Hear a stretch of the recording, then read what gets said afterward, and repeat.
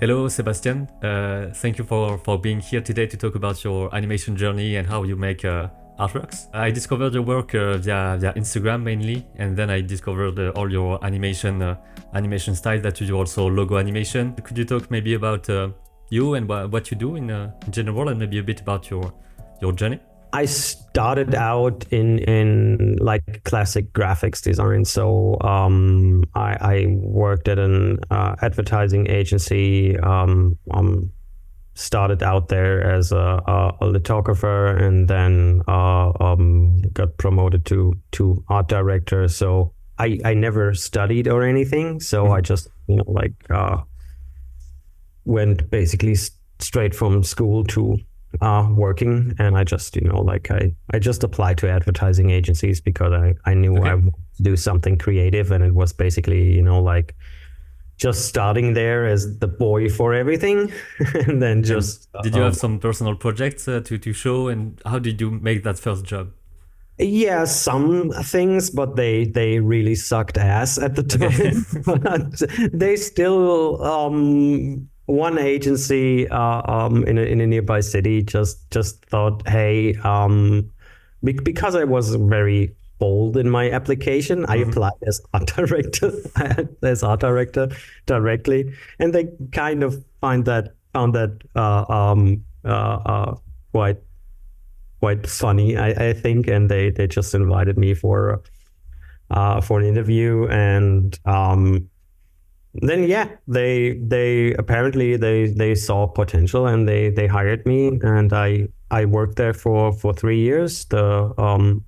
Basically the first year as a lithographer and pretty much boy for everything, and then I got promoted to junior art director, and another year later I got promoted to art director. And then one day my boss, she let me know by accident how much she charges the client per hour of my time. Yeah, and it wasn't what you did. And it just didn't really add up to what I was paid, and I thought, okay, that's quite a lot more.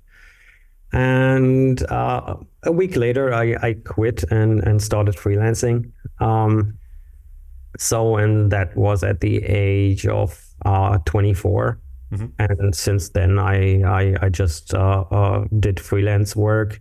Again, I at first I did like graphics design for print and stuff, and I had some friends in the music industry and did some some record covers and stuff like that. And but I was always interested in animation, and like back in the day, like Flash was the huge thing, and I learned a little bit of Flash, and then I taught myself how to use AfterEffects, and then I jumped into 3D software and learning that, and and actually for me, like traditional animation, frame by frame animation came very last in my career. So I suck a bit at drawing still, but so in my whole process now is basically like a mix of everything regarding techniques. But I found that in general that served me well, because like mixing 3D and 2D frame by frame is quite powerful, since you can just save a lot of time and do things a bit more efficiently and iterate faster and all of that. I think that's a good way to work as a generalist freelance, because you are not you have to produce a whole animation or video or advertisement by yourself, basically. That's it. Yeah. So you also do the music, I see. Yeah, for my personal projects, I also do the music, and I also do music videos from time to time. Then of course I don't do the music myself. It's like I said, it's pretty efficient that way, and I have that kind of, I always say I have like a little bit of an efficiency fetish, like I always How to try to optimize do. everything. Yeah, exactly. So that's part of the fun for me. And also I got quite technical over the years by using 3D software. Mhm. So I do use Cinema 4D, and I at some point, because I wasn't happy with all the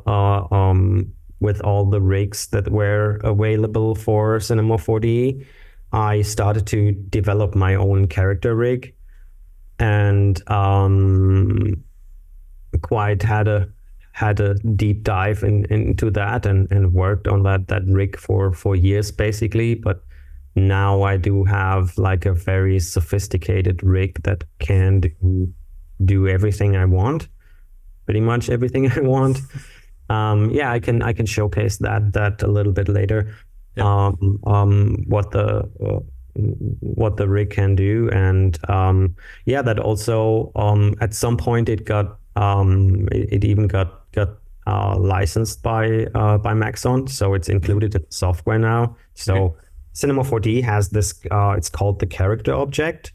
It's basically like an auto rigging system, but you can feed that with your own components. So when you develop a rig, you can then set up the components in a way that you can feed it to the auto rigging system, and then other people can use it to rig their characters with your rig through that auto rigging system.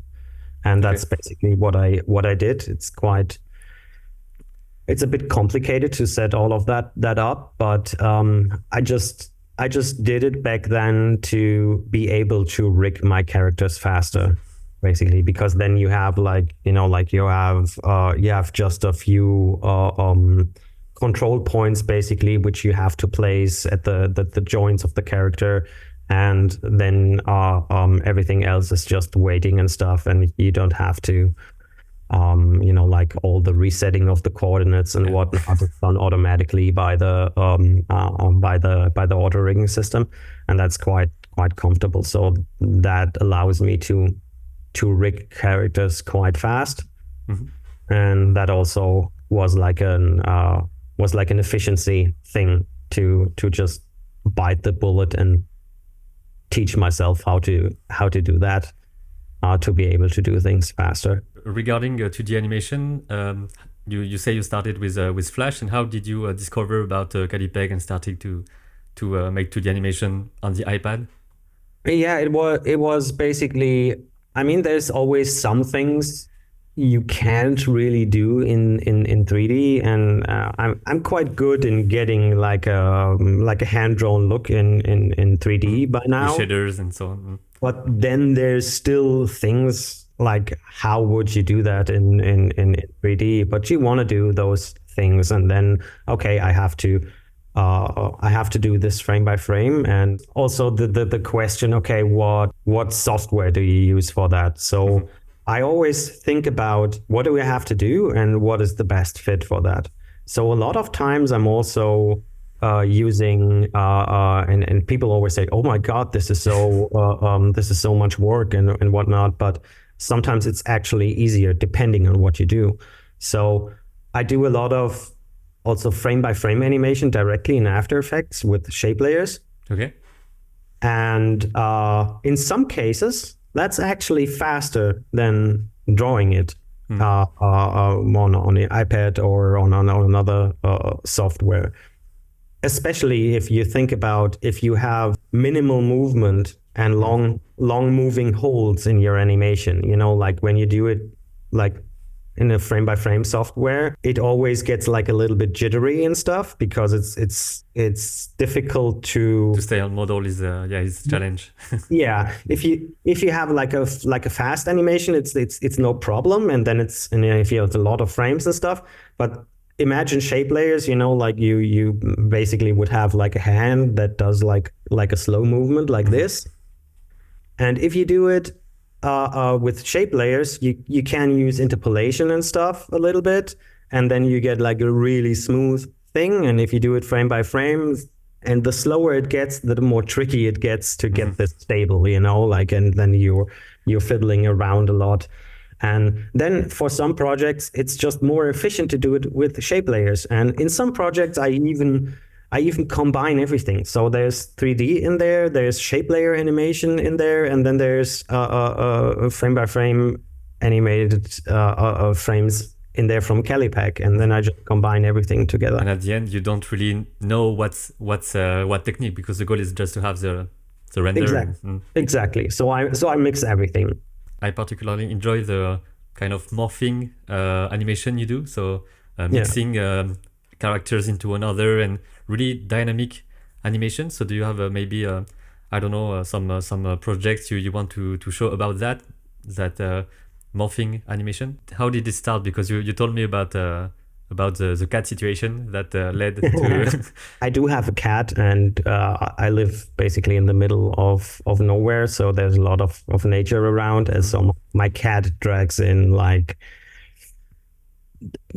dead or half dead animals all the time. I decided, hey, that would make a fun topic for an animation, just to and I called that piece death routine, because that's what I basically do all day.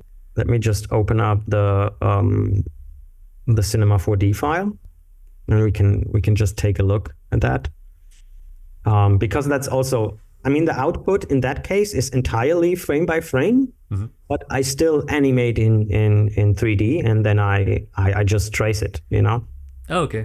Here's like the whole project. What's also always interesting, if you look at those projects outside of the camera view, so you see there's already a lot in there that's in the final animation. Like, and if I render it, it already looks kind of like quite close to what I have there. But of course it's 3D, and not always everything is perfect, and then I just trace over it and try to do it frame by frame. And all the little bits like the blood and the guts and stuff, I don't do in 3D. That I just draw frame by frame on top of it. And like the saliva here and all of that stuff you see in the final piece, that all gets added later on. To me, it's interesting to see that you also made the background and so on in 3D. Because I thought that everything was done in 2D at the start, and then it's so close even in the morphing and in the deformation, so that I did not know it was that close. It is. So I always, it depends on some projects. It's not that close. If I can do it in 3D and just experiment with the stuff like the tongue roll here and all of that. That's done pretty quickly in 3D, and then I can just like freely experiment with the timing and the framing and everything, and it just gives me, although you're completely free in 2D, except for like the limit is your imagination, and sometimes I to be honest, I don't have the brain capacities to, like to really visualize like perspective shifts like that in my head. And it's in 3D, it's quite easy, like to experiment with the camera moves and stuff, and to get those extreme things going.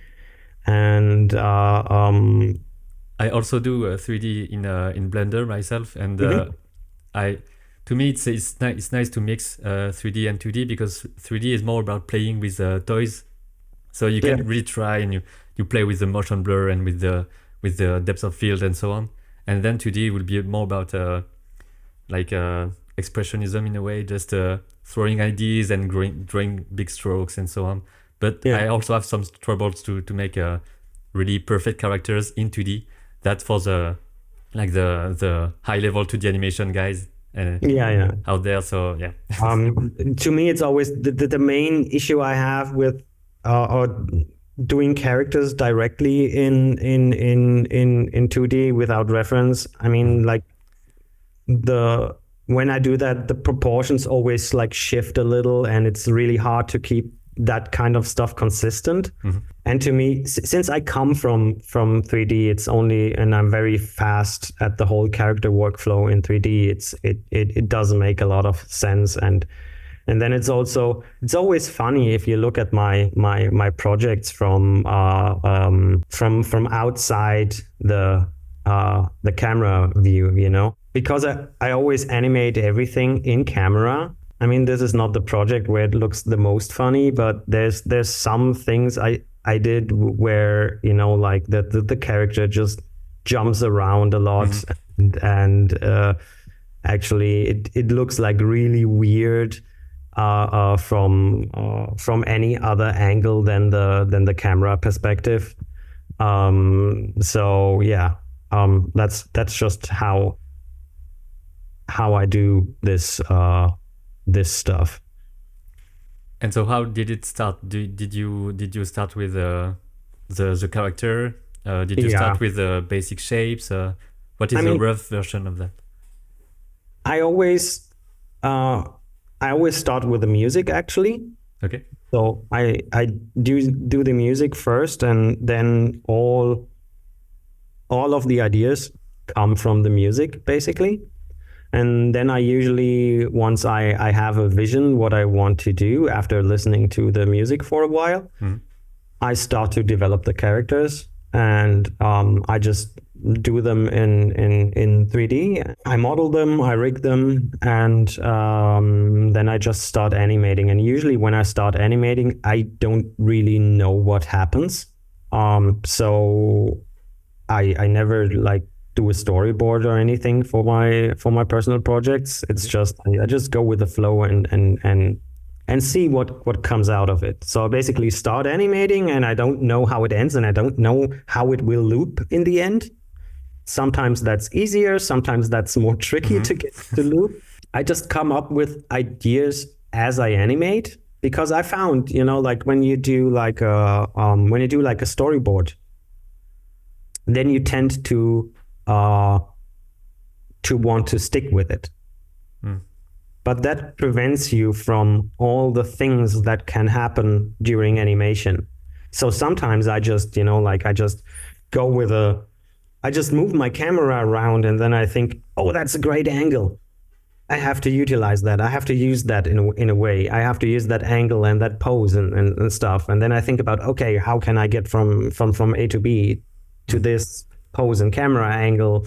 And then this could happen because I just see a shape, you know, like, and then I can see another shape evolving from that shape. If I planned all of this and tried to stick to a storyboard, I even think it would, you know, like it would limit you in the way that you think while you're animating, because you want to stick to that storyboard. And maybe storyboards are really a necessity when you have several shots and action, dialogue, and so on. And here you're more about experimenting and just moving shapes. And so I understand why it's more... Exactly. And even if I would do such a thing in a team with people or for a client, then you need a storyboard, because you need to show the client and have it signed off. And, you know, like if you're working on a team, you need everyone needs to know what's going on. So you need a storyboard then. But if I'm just alone and just for my own art, I stay away from storyboards completely. And that's also a way to break from other jobs. Here is just freedom in a way. Exactly, and it's just fun and stuff, and yeah. And so from here you export the 200 frames, and then you just import and trace over. Exactly. Basically, what I do again is I render out the 3D stuff, and I import it to AfterEffects. I just render an MP4 out or an image sequence, and I import that into Callipeg, and then I just trace over and add the stuff I want to add. Like in this case, you know, like all the bits here, and the dissolving of the body and the slicing of the body and all of that. I just do in Callipeg. So, and this one again is completely entirely Callipeg. And again, sometimes I do like this projects, for instance, and this has all these slow movements, like in long holds and whatnot. So this is all shape layers in After Effects. Because in that case, it was just easier for me to do it with shape layers. I mean, it was still like a shitload of work because you can imagine that's like hundreds of shape layers here. In animation, you just try to have a less hard work, but it's always hard, basically. Yeah, exactly. No matter what you do, it's hard. But actually to get all the, like the nice slow flowing parts without any jittering, and I wanted to have it like really clean, it would have taken actually more time to do it in a frame by frame software. So this one here is also a mix between like 3D and 2D frame by frame. So I did all the, like all the stringy and bubbly shapes and the tongue and the hair. All of that I did in Callipeg. Okay. And again, the rest is in 3D. She has no hair here. The rest here is just placeholders, like just to get like a rough motion down with some simple planes and with some simple shapes to get all of that going. But you already make all the colors and so on, so it's not just roughly, a 3D reference, black and white. Yeah, I changed that a lot in terms of colors. So the colors here look quite different to what they are in the final.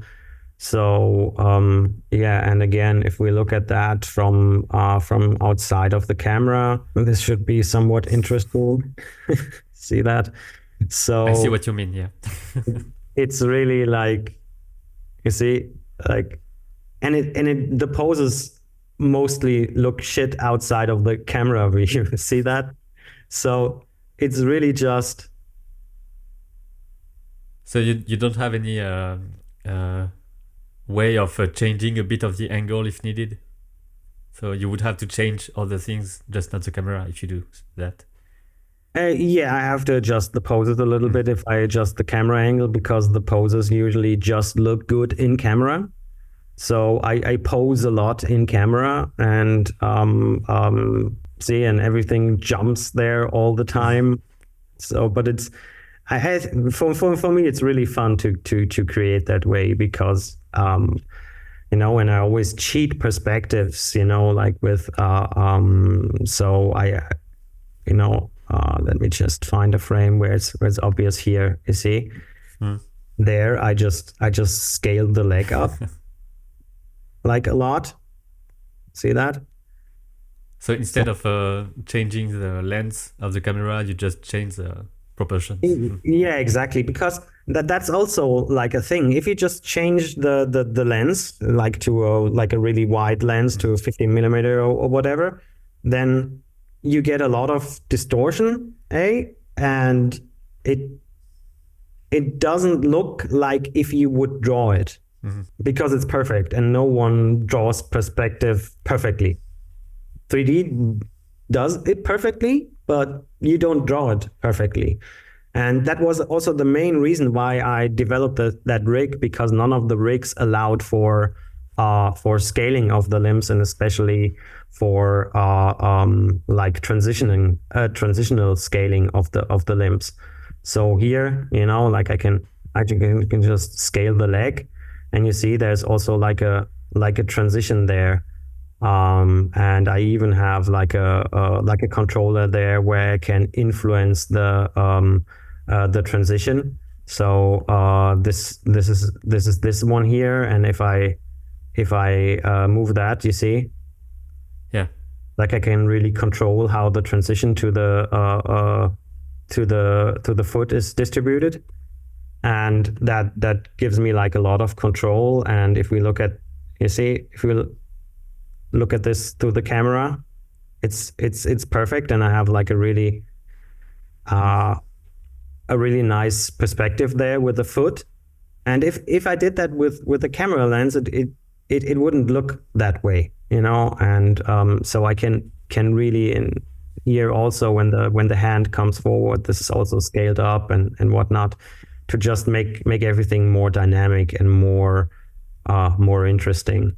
So I use like the scaling all the time, and with that rig you can this is also like probably quite an extreme pose here again. Mm-hmm. You see like the foot is also scaled up a little. Yeah.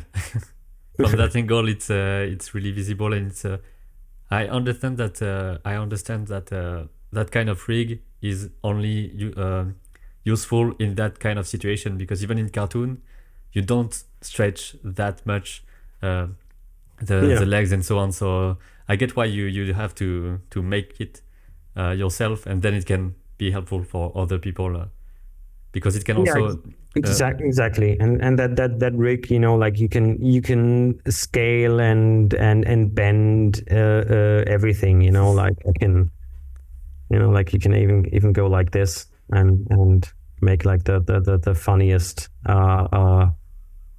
things here. And that's why it looks nice in 2D also, because when we see your artworks, we don't so sometimes you can feel the 3D behind it, and sometimes really not. It just I thought it was just 2D for some of them.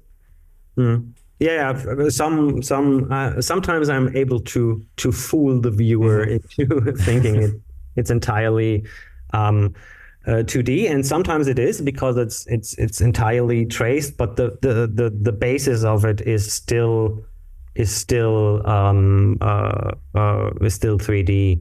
In this project, this is also entirely frame by frame, but still there's 3D involved for reference of the character, and some other stuff here and there. But like I said, it just makes it easier for me. So, you know, like that character, it has all the, you know, like the fragmentation here going on with all the different parts that come together. The 3D stuff is just the, you know, like the character doesn't have that fragmentation, you know, like it's just a very simple reference character basically. And again, see the limb scaling here, so to get like really those extreme perspectives without the distortion you get from camera lens alone. That makes it a little bit easier. So again, if we look at that from outside of the camera, poses look like really weird, because everything is just scaled up to look nice in camera view. And it's interesting to also show that we can use 3D reference also for characters, because sometimes and very often in some ways we use that for backgrounds and perspective, but for characters it's a bit more rare, I guess. Yeah, and you have to think a lot about things, and you need a rig that you which you can use, and that can do that, you know, all of the stuff. And if you want to get close to the look anyways, there's some stuff you have to in this case it doesn't matter because I traced over it entirely, but again, for let's open up the AfterEffects project for this one again. So this is the 3D output, and it already like looks quite close, and I didn't redraw everything of the character. I just added the hair, you know, in that case, and like background elements, and I changed my mind a couple of times how I want to approach those, and this is just then hand drawn on top of it. Let me just get this to happen, and it's a little bit faster in rendering. So, and this is like entirely 2D now, basically. So it's just a mix of things, and I just try to do whatever gets me there the fastest. Except for AI, I don't use any AI because I fucking hate it. And also it's not controllable from what I see. So No, exactly. what you are seeking is the much control as possible. In animation, you have to tweak everything all the time. So yeah, Yeah, it's still out there. for instance, just the hair layer, you know, and I just exported the whole hair layer from Callipeg, and just as a PNG sequence, and that gets just layered on top of it in the end. And you can also export from Callipeg to AfterEffects if that can help, just to get all your layers. But maybe not if you have only one layers, because here you add over something existing. But if you do it from scratch, you can just go with all your layers. Yeah, exactly. But a lot of times, like, I just keep it easy and I just say, okay, I need this layer now, and I just export for one layer. I understand, because you would have to mix the files, and I don't know how yeah. That's always, it's not a problem, but it's for me it's just more straightforward and easier to just do that. This, for instance, here is like a current project. So I usually divide my layers to fills, shadows, highlights, lines, and I have like several of them because I just split the stuff. And here I just imported my sequence from 3D, and then everything gets layered on top of that. So you don't make it as a video, you import it into a PNG sequence, because you could add the video, and it would be a bit lighter. It is lighter, but the thing is, it's like it's a little bit blurry, the video. Oh yeah, the MP4. And also there's like always with MP4 like a color shift. And if I want to have like accurate colors to just pick from, then I just use a PNG sequence. But you're right, it's getting like a little bit more heavy. And I also notice a lot of times when when it previews, then sometimes it just can't handle it, and then I get like a crash. But fortunately, Callipeg always saves, so you never lose any work. Maybe like a frame or two in the worst case, but usually it's nothing is lost.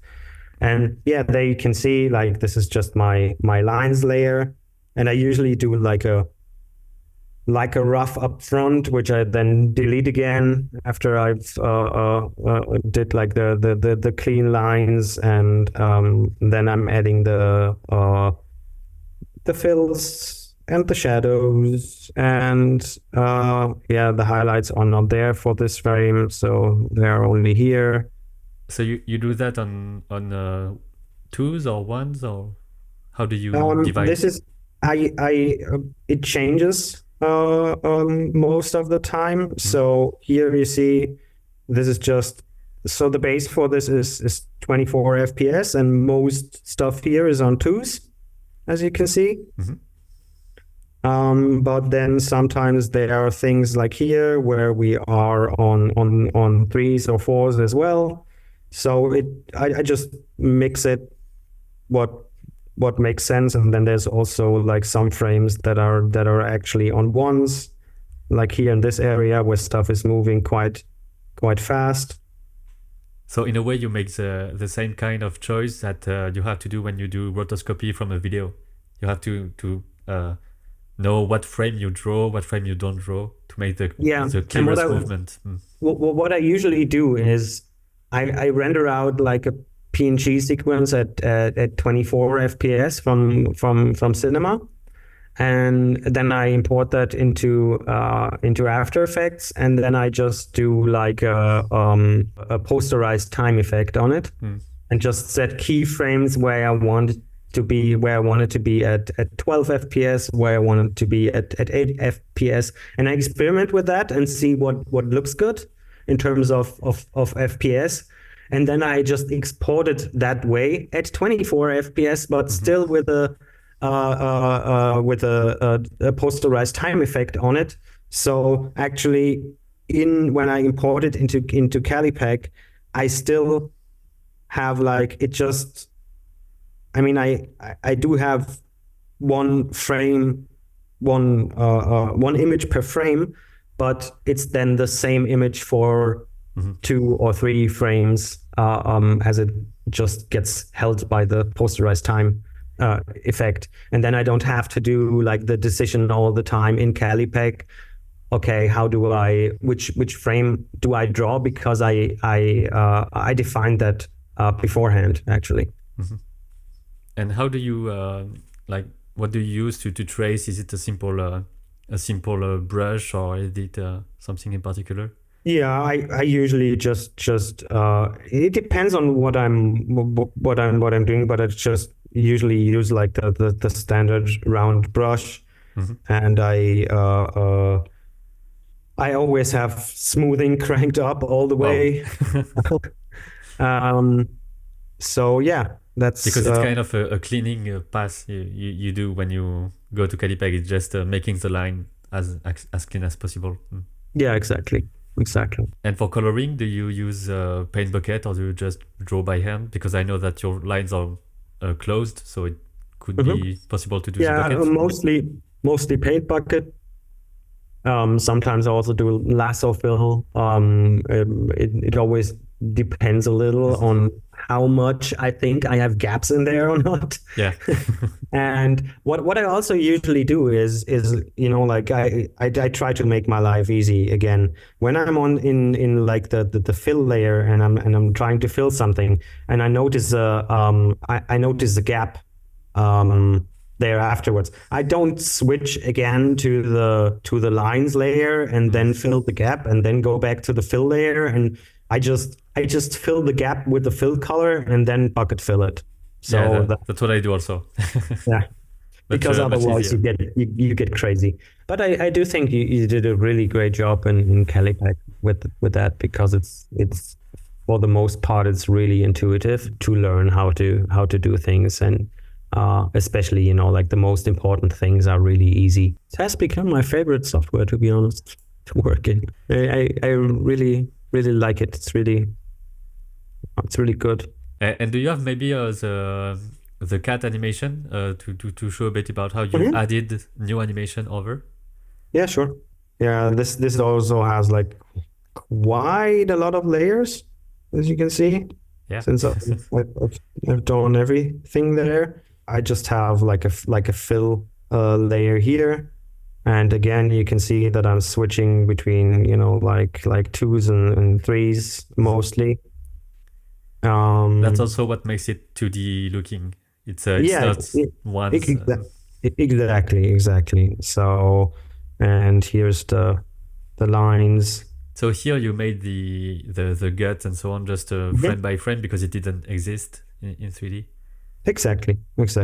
So what you do frame by frame is more the FX. So the hair, the clothes. Yeah, exactly. It's the effects, and also like in this case, like the cat sometimes with the folds where the limbs attached to the body. It wasn't perfect in 3D, and I just traced over it entirely, and also like getting the tail like really smooth here and stuff. That's then easier to do in 2D. Also the like the tail movement here of the mouse and stuff. So there I don't pay much attention to it in 3D, because it's just much harder to do. Yeah. And then I just leave it out and think, okay, like I'm gonna do that part in 2D. How long was it to make that entire piece of animation? I know there is the music and then 3D and then 2D, so it's quite a big project. So my pieces usually take between 1 and 3 weeks to make, depending on complexity. So sometimes it's just a week, sometimes it's 3 weeks, and usually it's like, it also depends on what you have to do in between, I guess, also because it's a personal project. Exactly. So it might be between 1 and 3 days for the music. Then it's 2 or 3 days for like the characters to make them, and then it's 2 or 3 days for the 3D animation, and added on top of that 2 or 3 days of frame by frame animation. Yeah, sometimes even longer. It depends. And do you make also some compositing? Do you add the grain and maybe some glow effects and stuff like that? Yeah, exactly. So a lot of times I do that. So this shows a bit again like how I mix everything, and a little bit of how the rig controls work and all of that. That's always impressive to me, because I do a bit of modelization in 3D, but rigging was always a step I just stop and go to 2D, because I didn't take the time to learn the technical stuff of character animation. Yeah. It takes quite some time to learn this and to get good at it. But since this was also like the my main profession at the time, it totally made sense to sharpen my skills in character rigging. And then down the line, I figured, oh, that actually helps me a lot with the hand-drawn stuff I like to do as well. And you see here in this project, I'm just mixed everything. There's like Callipeg in there. There's shape layer animation in there, where just like tweak Bezier path and stuff like that. It's a mix of everything. And that's how you get the unique style also, because just and here you can see that I also added like glow and whatnot to it. This one here. So for music, I use Logic, as you can see here. And yeah, there's like again the character. I'm quite proud of that hand gizmo. That's quite quite efficient. I set up that finger gizmo in a way that you can get like basically automatic overlap. Do this with the hands is like really easy with my rig, which usually is quite time consuming to do. But I only need to animate one controller to do this with with the character rig. So that's quite, again, efficient. I like it. Can see everything through the camera, and you see the stuff off camera again. So it's always quite interesting for people to look at that things just look like a little bit different.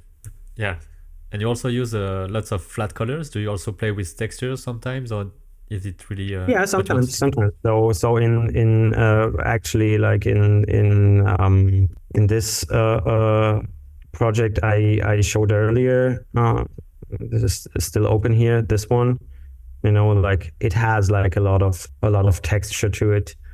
You can see all the grain in there, and like very slight gradients and stuff. And then I also had added some grunge on top of it. So this is like just a grunge layer with some randomly animated like very large textures. And then I just have that like in overlay mode with like 30% opacity in there, just to get the variation in here all the time. And it always changes each frame, of course. So it will add a lot of life without too much work. Just a simple loop, and that's it. Exactly. It's a great tip to make animation more vibrant and lively. I'm very excited usually about technology and about finding ways to do things. And I often think about, especially with AfterEffects plugins and stuff, you can create like really interesting stuff with plugins that were not made for this at all, for this piece here. And it's a little bit more painterly, like I was trying to do like a watercolor effect there. And the way I did that is also quite interesting. I don't know if you know the AfterEffects, the plugin from Red Giant called Trapcode Form. No. Okay.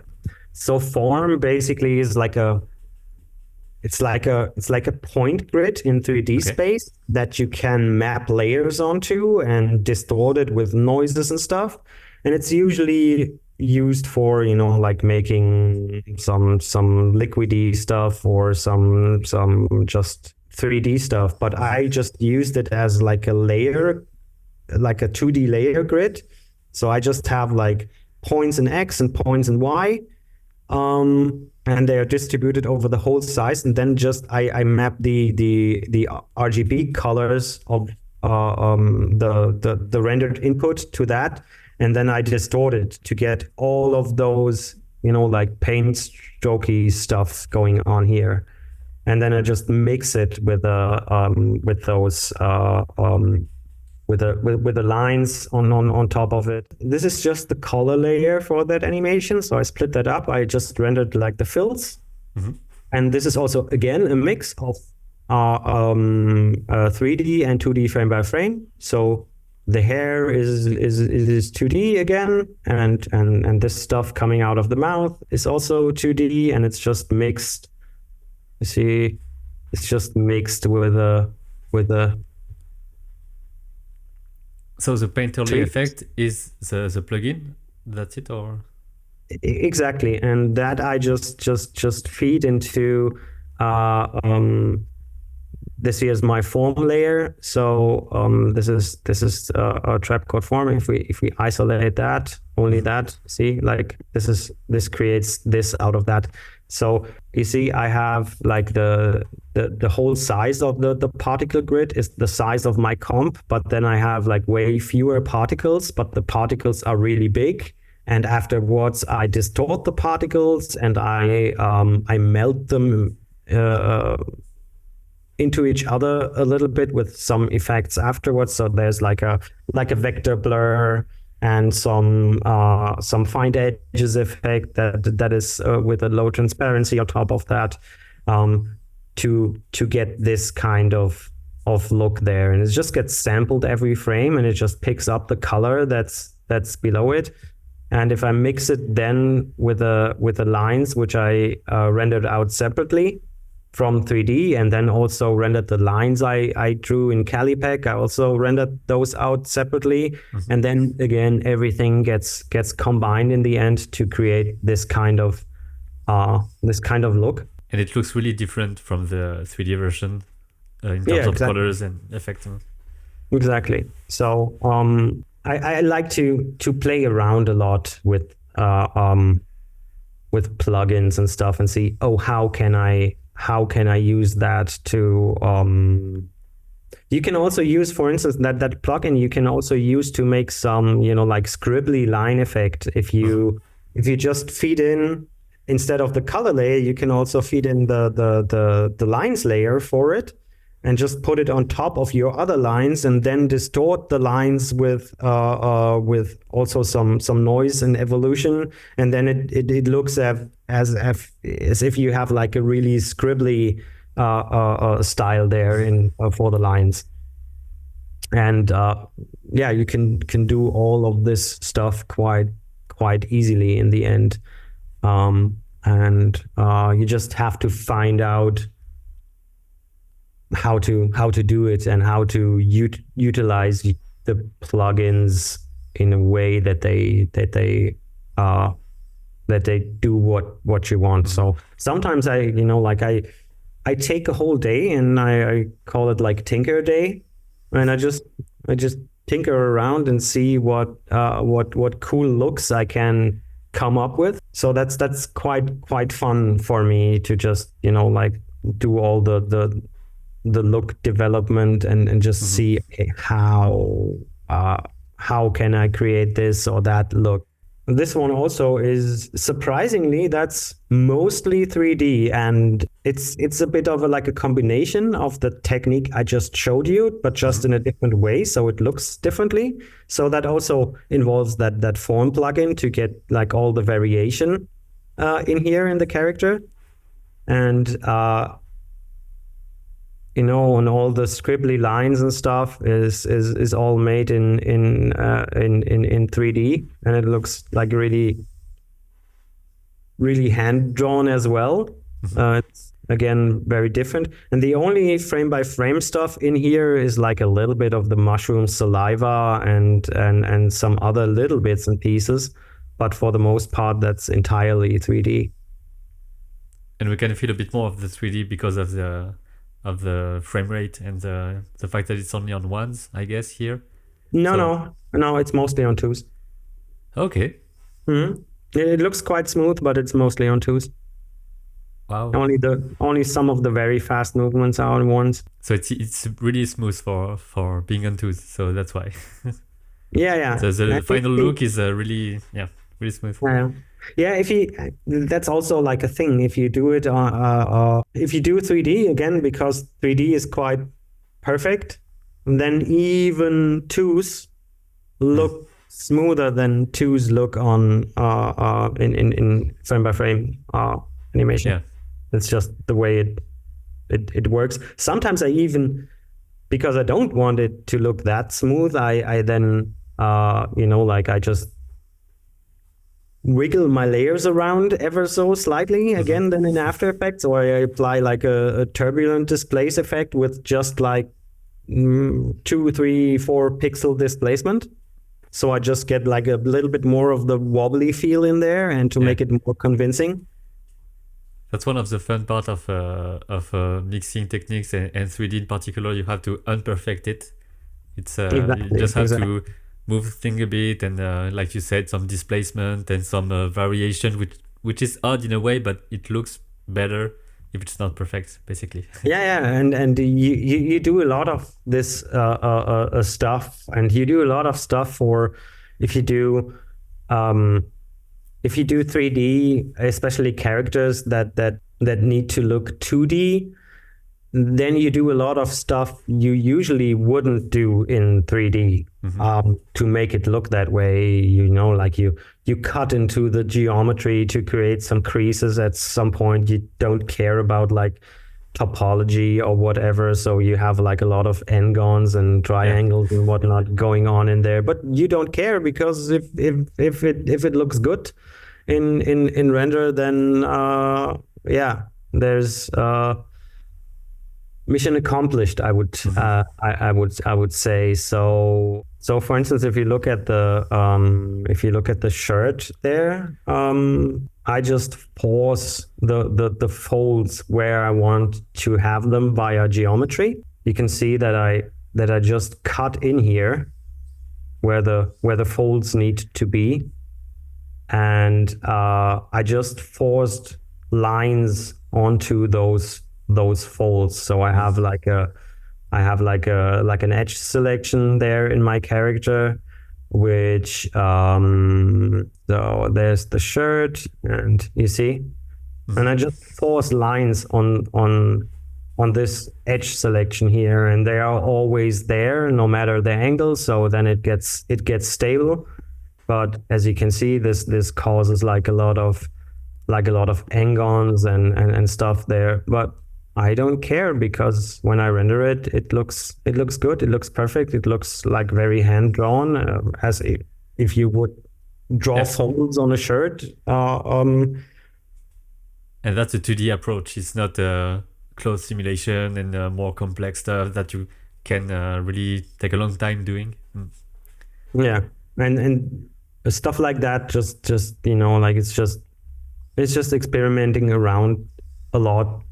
What kind of stuff works, like, and if you do like faces and stuff, you try to get like really, really harsh angles here. So it is not as round and smooth as if you would do like regular characters, like you really introduce hard edges wherever you need them. You work with edge selections to force your lines into certain areas, and it's quite interesting.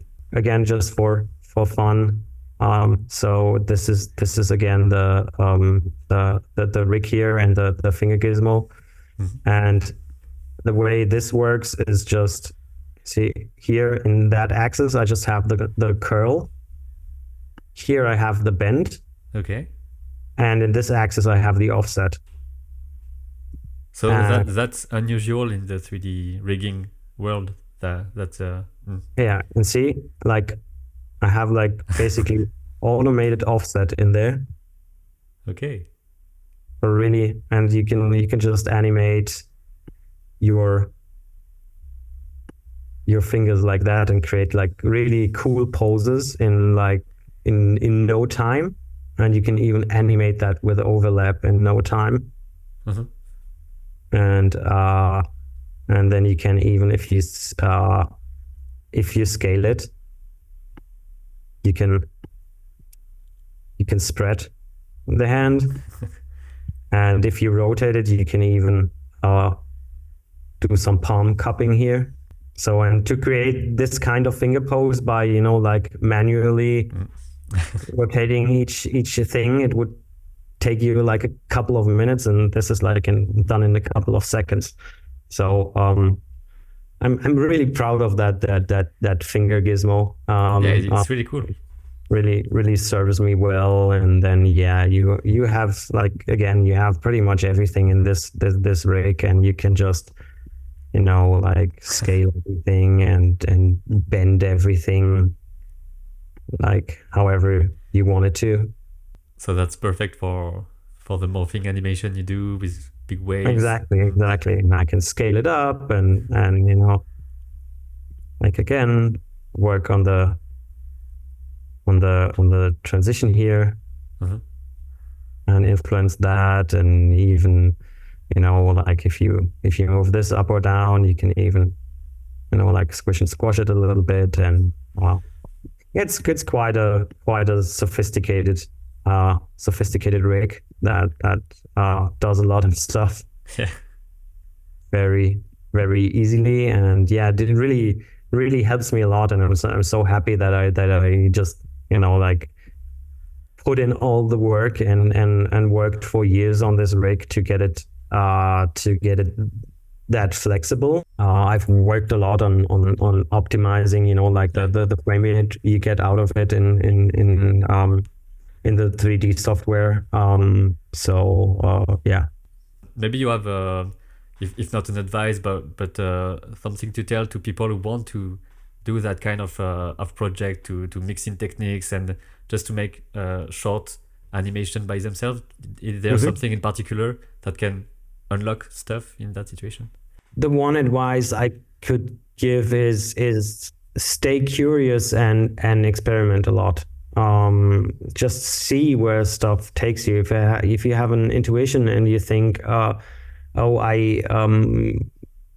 have this and that idea and maybe this could work, then just explore and try to make it work, and just try to see where it takes you, and not overthink everything too much. Like I've spoken to a lot of artists that kind of, and I don't know if I should put in this and that kind of effort into that, because like I don't know what comes out in the end. And I always say, just do it. Something will come out in the end, and it will benefit you in some way. That's for sure. And don't overthink it. Just try it out, and maybe something different comes out of it.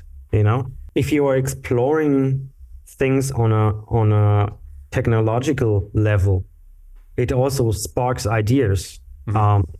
For how, some things, like you wouldn't even think of trying because you have no idea how to accomplish it. But if you are a little bit more on the technical side, then doors open up for you. And you think, if I use that plugin this way, I could achieve that, and I would have no idea how to do that otherwise. Some people always say, oh no, it's always ideas first, and then you think about like how the technology can help you. But it also works the other way around. The technology can help you to get ideas. Actually, by using technology, you do get ideas from that.